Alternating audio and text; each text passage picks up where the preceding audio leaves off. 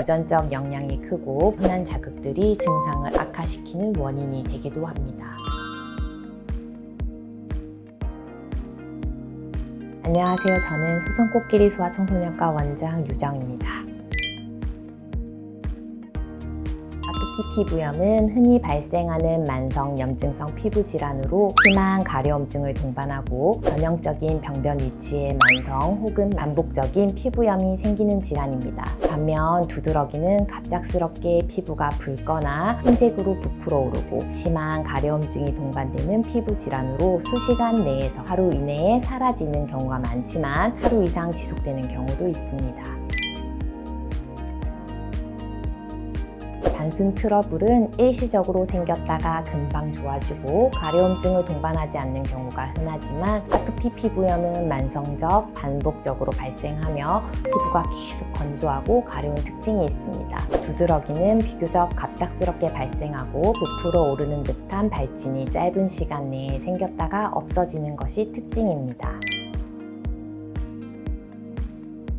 아토피는 유전적 영향이 크고 부모 중에 아토피나 알레르기 질환이 있으면 아이에게도 잘 나타나게 됩니다. 두드러기는 음식이나 온도 변화 등 외부 자극에 대한 과민 반응으로 생기는 경우가 많습니다. 아이들은 면역 체계가 아직 미성숙해서 환경 변화에도 쉽게 반응하는데 그래서 흔한 자극들이 증상을 악화시키는 원인이 되기도 합니다.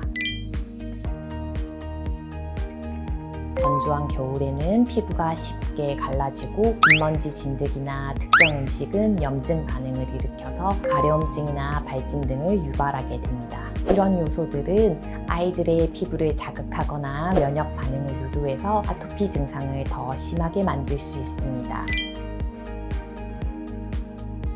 아토피 피부염의 경우는 유아기에는 얼굴이나 팔, 다리의 신측부에서 피부염으로 관찰되다가 점차 성장하면서 팔, 다리 접히는 부위에 심한 가려움증을 동반한 홍반, 부종, 각피, 인설, 태선화 등 특징적인 피부염 양상이 관찰되게 됩니다. 대부분은 아이의 증상과 병력, 가족력을 통해서 진단이 가능합니다. 필요할 경우에는 알레르기 피부 반응 검사나 혈액 검사 등을 통해 원인 물질을 찾기도 하지만 모든 경우에 검사가 꼭 필요한 것은 아닙니다. 특히 두드러기는 원인을 못 찾는 경우도 많습니다.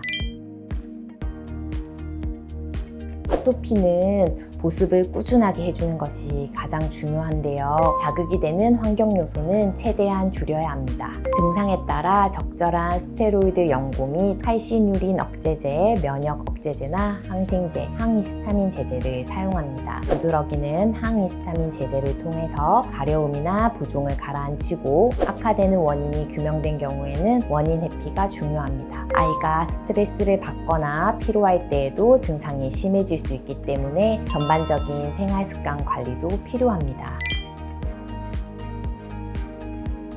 두 질환 모두 완치보다는 증상 조절을 목표로 하고 있습니다. 다만 아이가 자라면서 자연스럽게 면역 체계가 안정되면 증상이 좋아지는 경우도 많이 있습니다. 아토피 피부염의 경우 90% 정도의 환자는 사춘기까지 자연스럽게 호전됩니다. 또한 두드러기 역시 급성 형태는 6주 이내에, 만성 두드러기의 경우에도 1에서 5년 이내의 유병 기간을 가지며 꾸준한 관리로 재발을 조절하게 됩니다.